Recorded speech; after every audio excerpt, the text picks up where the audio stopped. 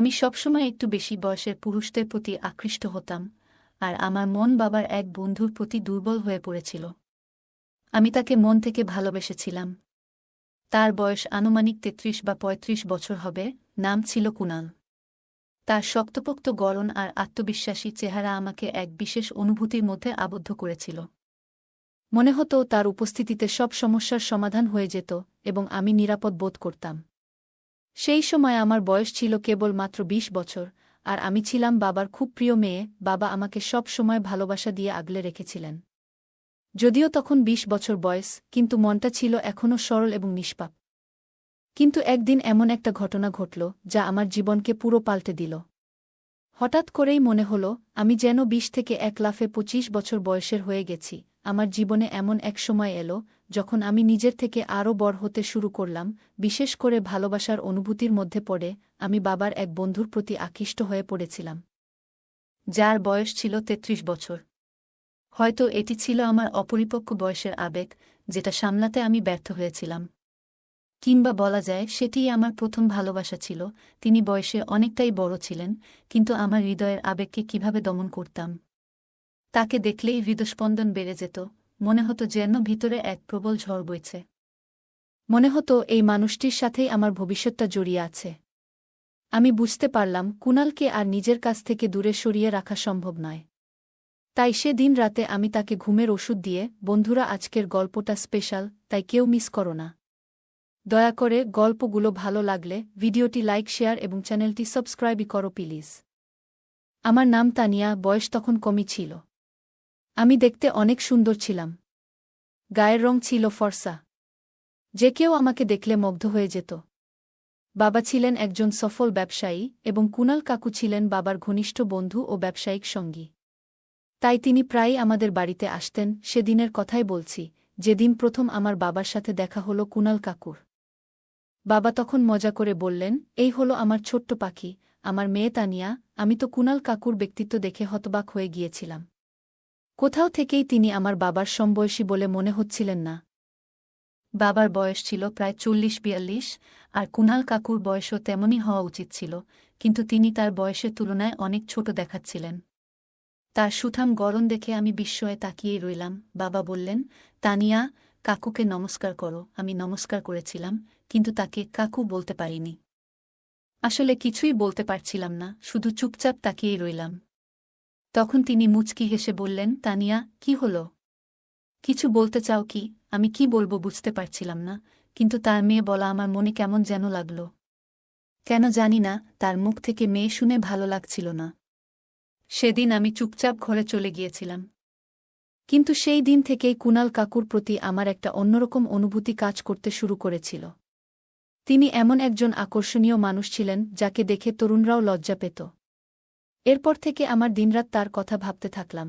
আমি প্রায়ই দেখতাম, কখনো কুনাল কাকু আমাদের বাড়িতে আসতেন, আবার কখনো বাবার সাথে অফিসে আমি যাওয়ার বায়না করতাম, যাতে তার সাথে দেখা হয়। নিজের এই অনুভূতির জন্য আমি নিজেই অবাক হতাম। ধীরে ধীরে নিজের প্রতি আরও বেশি মনোযোগ দিতে শুরু করলাম। কিন্তু তিনি যখনই আমাদের বাড়িতে আসতেন, খুব স্বাভাবিকভাবেই থাকতেন, বাবার সাথে কথায় ব্যস্ত থাকতেন, কাজ নিয়ে আমার দিকে তাকাতেনও না। যদিও আমি নানা অজুহাতে তার কাছে যাওয়ার চেষ্টা করতাম, কিন্তু তিনি সবসময় আমার পড়াশোনা নিয়ে কথা বলতেন। তার সেই আচরণ আমার একদমই ভালো লাগত না। তিনি আমাকে ছোট বাচ্চার মতো ট্রিট করতেন। আমি মাঝে মাঝে সাজগোজ করে তার সামনে আসতাম, বিভিন্ন কথা বলতাম। তিনি আমাকে ছোট বাচ্চা মনে করে আমার কথাগুলোকে হাসি দিয়ে উড়িয়ে দিতেন। একদিন আমি খুব অস্থির ছিলাম, কারণ ৮ দিন হয়ে গিয়েছিল কিন্তু তার সাথে আমার দেখা হয়নি। তাই বাধ্য হয়ে আমি তার অফিসে চলে গেলাম। তিনি আমাকে দেখে বললেন, তুমি আমার কেবিনে বসে থাকো, না হলে বোর হয়ে যাবে। আমি তার কথামতো কেবিনে গিয়ে বসে পড়লাম। কিছুক্ষণ পর তিনি এলেন, আর তাকে দেখেই যেন আমার মন শান্ত হয়ে গেল। আমি চুপচাপ তাকে দেখতেই থাকলাম। তখন তিনি মুচকি হেসে বললেন, কি হলো তানিয়া, কোনো কাজে এসেছ নাকি? কি জন্য দেখা করতে এলে? কিন্তু আমি তার কোনো প্রশ্নের উত্তর না দিয়ে সরাসরি বললাম, আপনাকে আমার খুব ভালো লাগে। নিজের মনের কথাটা বলে দিলাম। আমি আমার মনের কথা জানিয়ে দিয়েছিলাম, কিন্তু মনে হলো তিনি হয়তো আমার কথার গভীরতা বুঝতে পারেননি। তিনি শুধু হেসে বললেন, তুমিও আমাকে খুব ভালো লাগো, তুমি খুব মিষ্টি। কথায় বলে, মানুষের ভাষার চেয়ে তার ভঙ্গিমা অনেক কিছু বলে দেয়া। তখনই বুঝতে পেরেছিলাম তিনি আমার মনের কথা বুঝতে পারেননি এবং তার বলা কথাগুলিও কেবল আদরের ছিল, ভালোবাসার নয়। হয়তো তিনি আমাকে ছোট একটি মেয়ের মতোই দেখছিলেন, কিন্তু এই ছোট্ট মেয়েটি তার ভালোবাসায় পুরোপুরি মগ্ন হয়ে পড়েছিল। আমি তাকে বোঝাতে পারছিলাম না যে আমি তাকে কতটা ভালোবাসি, আমি যেন কোনো কিছুতেই আর পিছপা হতে চাইছিলাম না। একদিন এই কথা আমি আমার বাবার সাথে শেয়ার করলাম, কারণ বাবাই ছিলেন আমার জীবনে একমাত্র ভরসা। আমার মা বহু আগেই মারা গিয়েছিলেন, আমি বাবার একমাত্র মেয়ে ছিলাম, আর আজ পর্যন্ত তিনি আমার কোনো কথাই না করেননি। আমি যা চেয়েছি তিনি সবই করে দিয়েছেন। এমনকি আমি যদি আকাশের চাঁদও চাইতাম, মনে হয় সেটাও এনে দিতেন। কিন্তু সেদিন যখন আমি বাবাকে বললাম, বাবা, আমি আপনার বন্ধু কুনালকে পছন্দ করি এবং আমি তাকে বিয়ে করতে চাই, বাবার মুখ দেখে মনে হল তিনি যেন অবাক হয়ে গেলেন। বিশ্বাস করতে পারছিলেন না যে আমি এমন কিছু বলেছি। আমার কথায় তিনি রেগে গিয়ে বললেন, তুমি কি মজা করছ? আমি জবাব দিলাম, না বাবা, আমি কোনো মজা করছি না। আমি সত্যিই কুনালের সাথে বিয়ে করতে চাই এবং তার সাথে সংসার করতে চাই। আমার এই কথা শুনে বাবা হতবাক হয়ে গেলেন, কারণ তার জীবনে আমি ছাড়া আর কেউ ছিল না। তিনি সবকিছুই আমার জন্য করতেন। যখন আপনার নিজের সন্তান এমন কিছু বলে যে সে তার জীবন শেষ করে দেবে, তখন একজন পিতার মন কিভাবে ভেঙে যায় তা আপনি কল্পনা করতে পারেন। তবুও বাবা আমাকে বোঝানোর চেষ্টা করলেন। তার মনে হল হয়তো এটা আমার মাথায় সাময়িক একটা বাতিক, আমি আসলে এমন কিছু করব না। কিন্তু যখন আমি 2-3 দিন ধরে কিছু খাইনি, তখন একদিন আমি অজ্ঞান হয়ে গেলাম। বাবা তাড়াতাড়ি আমাকে ডাক্তার দেখাতে নিয়ে গেলেন। ডাক্তার বললেন, আপনার মেয়ের অবস্থা গুরুতর হতে পারে। আপনি কেন ওকে খাওয়াতে দিচ্ছেন না? তাকে খাওয়ানোর ব্যবস্থা করুন। এই কথা শোনার পর আমার বাবা খুবই চিন্তিত হয়ে পড়লেন এবং বুঝতে পারলেন যে ব্যাপারটা আসলেই গুরুতর। তিনি আমাকে একবার ভালো করে বোঝালেন, আরেকবার রাগ দেখিয়ে বললেন, তুমি যা সিদ্ধান্ত নিয়েছ সেটা একদমই ঠিক নয়। তোমার কি হয়েছে? কেন তুমি এত দূর পর্যন্ত পাগলামি করে ফেলছ?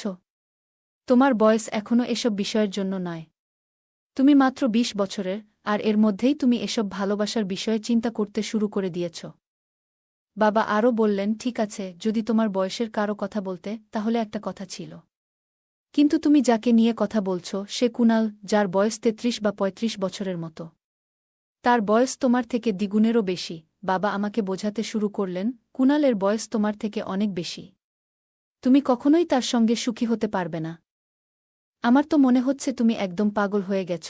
আমার চোখে জল এসে গিয়েছিল, আর আমি কাঁদতে কাঁদতে বললাম, বাবা, আমি কুনালকেই বিয়ে করতে চাই, ওর ছাড়া আমি বাঁচতে পারব না।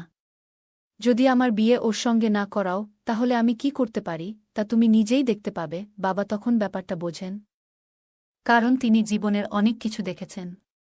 তিনি কুনাল কাকুকে সব খুলে বলেন, আর কুনালও খুব অবাক হলেন। তিনিও সরাসরি না করে দেন। কুনাল কাকু বলেন, তুমি কি বলছ? সে তো একেবারে ছোট মেয়ে, যদি আমার মেয়ে থাকত, তারও এই বয়স হতো। আমি কিভাবে ওকে আমার জীবনের সঙ্গী হিসেবে মেনে নিতে পারি? আমার তো মনে হচ্ছে তুমি আর তোমার মেয়ের ওপর দিয়ে কি ঝড় যাচ্ছে তা বুঝতে পারছ না। কেন তুমি এমন অসহায় অবস্থায় এসে পড়লে? বাবা তখন বলেন, অসহায় তো আমি হয়েই গেছি, তাই তোমার কাছে এসেছি। তুমি বুদ্ধিমান, পরিণত। তুমি এখন ওকে বিয়ে করে নাও। আমার মেয়ের জীবন বাঁচানোর জন্য তোমার সাহায্য চাইছি। হয়তো সময়ের সঙ্গে সঙ্গে ওর মাথা থেকে এই সব কিছু সরে যাবে। তখন তুমি চাইলে আলাদা হতে পারবে, আর আমি ওর বিয়ে কোনো উপযুক্ত ছেলের সঙ্গে দিয়ে দেব। কিন্তু তার আগে যদি ও নিজেকে কিছু করে বসে, কিছু করে ফেললে পরে আমি কি করব? মানুষ তো শুধু কথা বানাতে থাকে। এসব কিছু কার জন্য? কার জন্য আমি এত কিছু অর্জন করছি? যদি সেই বিশেষ মানুষটা এই পৃথিবী ছেড়ে চলে যায়, তাহলে আমার জীবনে কিছুই আর বাকি থাকবে না। আমার বাবার জন্য তার বন্ধুকে বুঝিয়ে রাজি করানো সহজ ছিল না।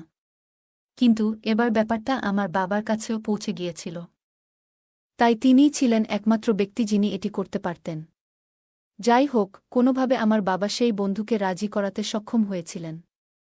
সম্ভবত সেই বন্ধুটিও ভেবেছিল, যদি তার অস্বীকারে আমি বড় কোনো ভুল করে বসি, তাহলে সারা জীবন সে নিজেকে দোষী মনে করবে। কারণ তার জন্যই কারো জীবন শেষ হয়ে যেত। শেষ পর্যন্ত সে রাজি হল, আর আমার সঙ্গে তার বন্ধুত্ব আবার নতুন করে শুরু হল, বিয়ে হয়ে গেল, আর আজ আমাদের বিবাহিত জীবনের প্রথম রাত। আমি নববধূর সাজে আমার ঘরে বসেছিলাম। কুণালও আমার বাবার মতোই ধনী ছিলেন, কারণ তিনি আমার বাবার ব্যবসার পার্টনার ছিলেন।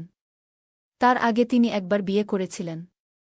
তবে সেই সম্পর্ক 1 বছরের মধ্যেই শেষ হয়ে গিয়েছিল এবং তাদের কোনো সন্তানও হয়নি।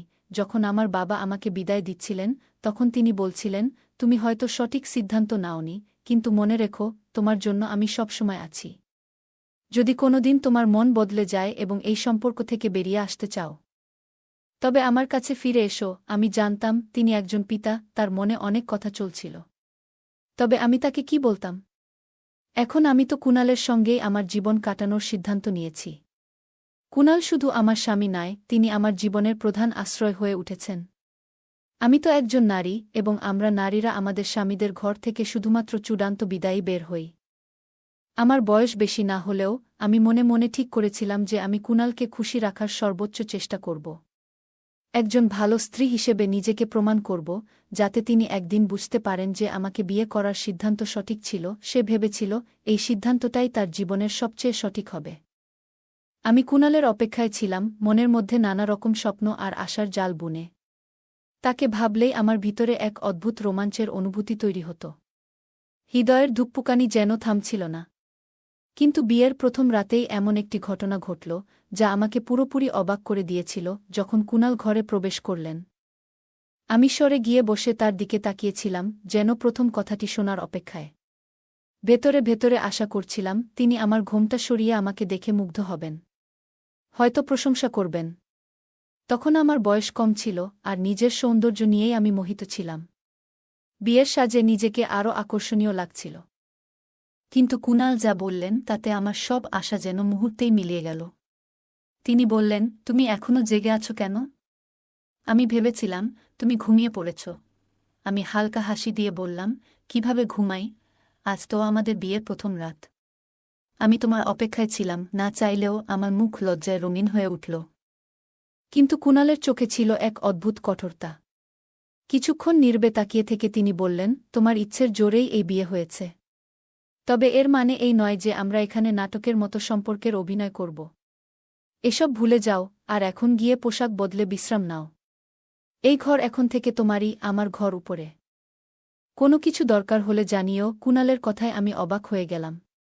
হতাশা ভরা কণ্ঠে বললাম, আপনি কি বলছেন? আজকের রাত আমাদের জীবনের একটি বিশেষ মুহূর্ত হতে পারত, যা আমরা চিরকাল মনে রাখতাম। আপনি কি সত্যিই অন্য ঘরে যাচ্ছেন? অথচ নতুন দম্পতির তো একই ঘরে থাকার কথা, আপনি এমন ব্যবহার করছেন কেন?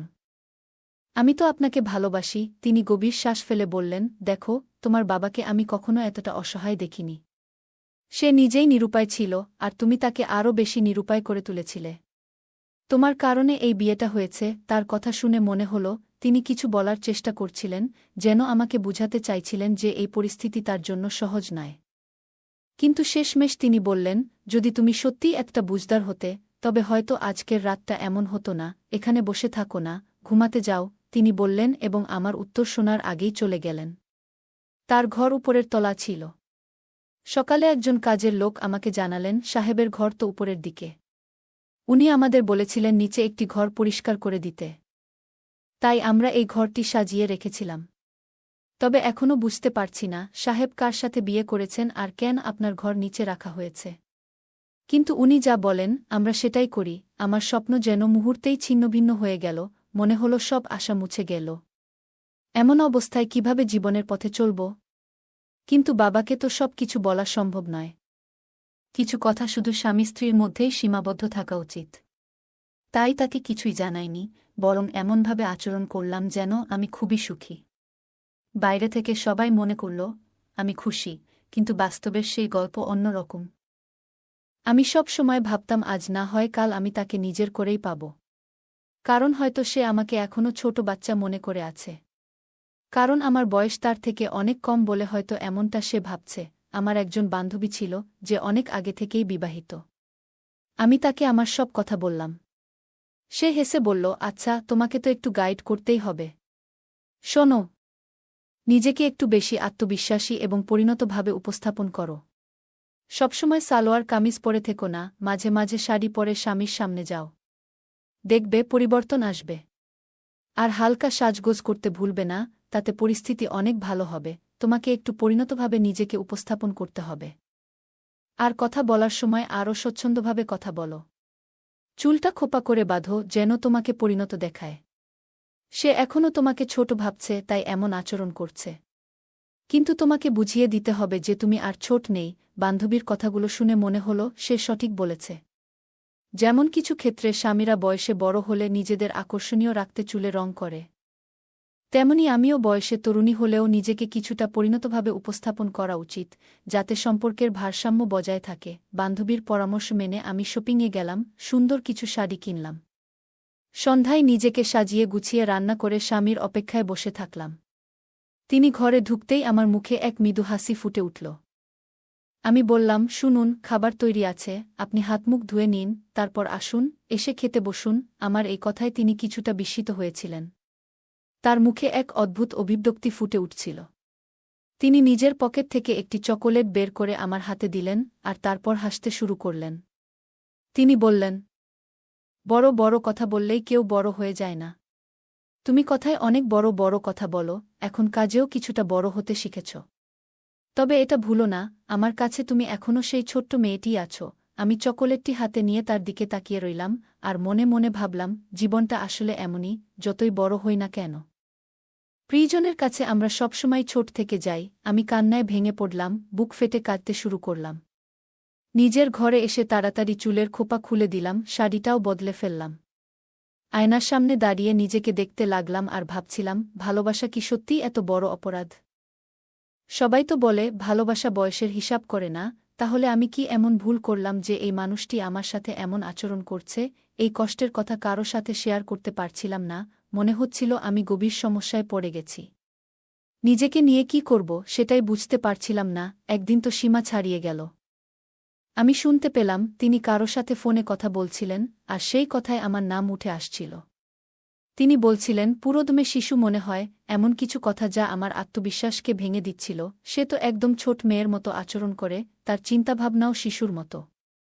আমি কিভাবে তাকে আমার স্ত্রী হিসেবে মেনে নেব? এটা সবই তার বাবার জোরাজুরির ফল। না হলে আমি তার মেয়ের সাথে বিয়ে করতাম না। তার বাবা যদি আমার সাথে ব্যবসায়িক অংশীদারিত্ব ভেঙে দিত, তাহলে আমাদের নতুন প্রকল্প বন্ধ হয়ে যেত। তাই বাধ্য হয়ে আমাকে এই বিয়ে করতে হয়েছে। নিজের ইচ্ছেতে নয়, বরং পরিস্থিতির চাপে পড়ে এই সব কিছু করতে হলো। এই কথাগুলো শুনে আমার মনে হল, তার বিয়ে করার কারণ ভালোবাসা নয়, বরং ব্যবসায়িক স্বার্থ ছিল। সে আমার বাবার সাথে নতুন ব্যবসায় শুরু করতে চেয়েছিল, তাই আমাকে বিয়ে করার সিদ্ধান্ত নিয়েছিল। আমার জন্য সে শুধু এক ধরনের দায়িত্ব মনে করত, একটি প্রয়োজনের মতো, যা তাকে পূরণ করতে হয়েছিল। বলা হয়, যখন আপনি যার সাথে ভালোবাসা করেন, তার সম্পর্কে খারাপ কিছু শুনেও আপনার ভালোবাসা শেষ হয় না। আমার ক্ষেত্রেও তাই হলো, ভালোবাসা মুছে যায়নি, কিন্তু বাস্তবতা সম্পর্কে আমার চোখ খুলে গিয়েছিল। আমি বুঝতে পেরেছিলাম, এই মানুষটি যেমন বাইরে থেকে দেখায়, ভিতরে তেমন নয়। সে আমার বাবাকে বলেছিল, আমি তোমার মেয়ের জীবন বাঁচানোর জন্যই তাকে বিয়ে করছি। না হলে তুমি নিজেই বলেছিলে যে সে নিজের ক্ষতি করতে পারে। কিন্তু আমার জন্য এটি একটি কঠিন সিদ্ধান্ত। আমার বাবা তখন তাকে প্রতিশ্রুতি দিয়েছিলেন, আমি সারা জীবন তোমার পাশে থাকব। সে আমার বাবাকে তার ঋণের ভারে চাপা দিতে চেয়েছিল, যেন বাবাকে তার দয়া দেখিয়ে যে কোনো সিদ্ধান্ত সহজেই মেনে নিতে বাধ্য করতে পারে। কিছুদিন পরেই আমি বুঝতে পারলাম যে নতুন ব্যবসায় সে নিজেকে ৭৫% মালিক বানিয়ে নিয়েছে এবং আমার বাবাকে মাত্র ২৫% দিয়েছে। কারণ হিসেবে বলেছে, এখন তো আমি তোমার জামাই, এটা ঘরের ব্যাপার। আমার হৃদয়ে তখনও কুণালের প্রতি ভালোবাসা ছিল, কিন্তু আমি বুঝতে পারছিলাম যে আমার ভালোবাসাকে এখন একটা সিদ্ধান্ত নিতে হবে। আমি সেই সিদ্ধান্ত নিয়েছিলাম। সেটা এমন ছিল যে যদি এখনই সবাইকে বলি, তবে সবাই অবাক হয়ে যাবে। একদিন আমি তার সামনে গিয়ে বসলাম এবং বললাম, আপনি কি সত্যিই আমাকে স্ত্রী হিসেবে মেনে নিতে রাজি আছেন? সে তো ব্যবসার লোক। আমার সুরেও যেন ব্যবসার ছাপ ছিল। সে হেসে বলল, এই প্রশ্নের উত্তর আমি কি দেয়ালে লিখে দেব? তুমি কি জানো না, এখন চলে যাও, যা খুশি করো, কিন্তু আমার জীবনের সাথে তোমার খেলা সম্ভব নয়। আমি বললাম, আমি আপনাকে একটি সুযোগ দিতে চাই। সে তখন বলল, সুযোগ? আমাদের সম্পর্কটা শুধু বাধ্যতার উপর দাঁড়িয়ে আছে, এর বেশি কিছু নয়, এবং কখনো হবে না। হয়তো তোমার মনে হয় আমি তোমার পছন্দের লোক হতে পারি, কিন্তু তোমার বয়স এখনও অনেক কম। তুমি কি ভাবো যে যদি তুমি কারো প্রতি ভালোবাসা অনুভব করো তবে সে তোমার প্রতি একইভাবে ভালোবাসা অনুভব করবে? এমন কোনো নিয়ম নেই যে সবাই তোমাকে ভালোবাসবেই। তুমি তোমার বাবাকে মানসিকভাবে চাপে ফেলেছিলে, আর তিনি আমাকে চাপে ফেলেছেন। এভাবেই তুমি আমার জীবনে ঢুকেছ। কিন্তু তুমি কখনোই আমাকে জয় করতে পারবে না। আমি তোমাকে কখনো স্ত্রী হিসেবে গ্রহণ করব না। আর তোমাকে এটুকুই বলবো যে তোমার মনে এমন কোনো কল্পনা আনো না। তোমার মতো মানুষ আমি অনেক দেখেছি। আমি যখন চাই, যার সঙ্গে ইচ্ছা সম্পর্ক রাখতে পারি। তুমি কি মনে করো আমার জীবনে মেয়েদের অভাব আছে? তার এমন কঠোর কথা শুনে আমার মন ভেঙে গেল। চোখ থেকে অশ্রু ঝরছিল। হয়তো আমার ভালোবাসাই দুর্বল। যদি আমার ভালোবাসা শক্তিশালী হতো তবে আজ তুমি আমার পাশে থাকতে। সে বলল, তুমি যে ভাবনা নিয়ে আছো এগুলো হয়তো কোনো সাধারণ গল্পের বই থেকে পড়েছ। কিন্তু বাস্তব জীবন এমন নয়। আমার আর তোমার বয়সের পার্থক্য বোঝো, আর বাবার বাড়িতে ফিরে যাওয়ার প্রস্তুতি নাও। নইলে তোমার পুরো জীবন এই বাড়িতে এমনই কাটবে। তুমি এখনও তরুণ, তোমার জীবন নষ্ট করো না। সেই রাতে আমি অনেক কেঁদেছিলাম, এতটাই যে মনে হচ্ছিল যেন শেষবারের মতো কাঁদছি। এরপর যেন আর এক ফোঁটা কান্নার শক্তিও থাকবে না। মনটা খুব অশান্ত ছিল। সকাল থেকে রাত হয়ে গেছে, কিন্তু কুণালকে একবারও দেখিনি। কোথায় ছিল সে কিছুই জানতাম না। কিছুক্ষণ পরে একজন কর্মচারী এসে জানালো যে কুণালের একটি ভয়াবহ দুর্ঘটনা ঘটেছে, আর সে এখন হাসপাতালে। এই খবর শুনে আমার বুকটা একেবারে ধক করে উঠল। আমি সঙ্গে সঙ্গে ছুটে গেলাম এবং গিয়ে দেখলাম ডাক্তার বললেন তার অবস্থা খুবই সংকটজনক। শরীরের অর্ধেকটাই অকার্যকর হয়ে গেছে। পা দুটো এখন আর কাজে আসবে না, সে আর কখনো নিজের পায়ে হাঁটতে পারবে না। ডাক্তার বললেন যে চিকিৎসা করা হলে হয়তো কিছুটা উন্নতি হতে পারে, কিন্তু খুব বেশি আশা নেই। দুর্ঘটনা এতটাই গুরুতর ছিল যে পা দুটোতে খুব বেশি আঘাত লেগেছে। কুণালের অবস্থা দেখে আমি অঝরে কেঁদেছিলাম। কিছুদিন আমি হাসপাতালেই কাটালাম তার সঙ্গে। এরপর আমি তাকে বাড়ি নিয়ে এলাম, আমি নিজেই তার দেখাশোনা শুরু করলাম। আমি দিনরাত তার যত্ন নিতে ব্যস্ত হয়ে পড়লাম। কুণাল আমাকে এক অদ্ভুত দৃষ্টিতে দেখত, কিন্তু কিছু বলত না। আমি তার প্রতি ভালোবাসায় মগ্ন হয়ে গিয়েছিলাম, আর দিনরাত এক করে তার সেবায় লেগে থাকতাম। প্রতিদিন 2 থেকে 3 বার তার পায়ে মালিশ করতাম। আর তাকে ধরে হাঁটার চেষ্টা করাতাম। কুণাল কখনো আমাকে কিছু বলত না, কিন্তু মাঝে মাঝে তার চোখে জল চলে আসত, যা সে তাড়াতাড়ি লুকিয়ে ফেলত। প্রায় 6 মাস পর তার পায়ে একটু নড়াচড়া শুরু হয়। একদিন সে নিজে থেকেই উঠে দাঁড়ানোর চেষ্টা করল। এটা দেখে আমি খুশিতে চিৎকার করে উঠলাম এবং দৌড়ে গিয়ে কুণালের বুকে লেগে গেলাম। এইবার কুণাল আমাকে দূরে ঠেলে দেয়নি, বরং আমাকে নিজের বুকে জড়িয়ে ধরল। সে বলতে শুরু করল, তানিয়া, আমাকে ক্ষমা করে দাও। আমি ভাবতাম তোমার ভালোবাসা কেবল আবেগের, তরুণ বয়সের মোহ। আমি মনে করেছিলাম কয়েকদিনের মধ্যেই তোমার এই ভালোবাসা কমে যাবে, আর তুমি আমাকে ছেড়ে চলে যাবে। তাই আমি কখনো তোমার সঙ্গে কোনো সম্পর্ক গড়তে চাইনি। আমি ইচ্ছাকৃতভাবে তোমার মনে ভুল ধারণা তৈরি করার চেষ্টা করেছিলাম, যেন তুমি ভাবো আমার বিয়ে করার কারণ শুধুমাত্র তোমার বাবার সঙ্গে ব্যবসার উন্নতি। কিন্তু তবুও তুমি আমার প্রতি খারাপ মনোভাব পোষণ করনি। আমার কঠিন সময়েও তুমি পাশে ছিলে। তানিয়া, তোমার ভালোবাসার প্রতি আমি মুগ্ধ। এই কথা বলতে বলতে কুণাল আমার কপালে আলতো করে একটি চুমু দিল। এতদিনের পরিশ্রমে অবশেষে আমি সফল হলাম, কুণালের ভালোবাসা আমি অর্জন করলাম। কিন্তু কুণাল বেশি সময় দাঁড়িয়ে থাকতে পারল না, সে বিছানায় বসে পড়ল। তার পায়ে তখনও কিছুটা দুর্বলতা ছিল। ধীরে ধীরে আমার ভালোবাসা আর যত্ন কাজ করতে শুরু করল। একদিন কুণাল নিজে নিজেই উঠে দাঁড়াল এবং হাঁটা শুরু করল। এটা দেখে আমি এতটাই আনন্দিত হলাম যে আমার চোখে জল এসে গেল। এমন পরিবর্তন দেখে ডাক্তাররাও অবাক হয়ে গেলেন।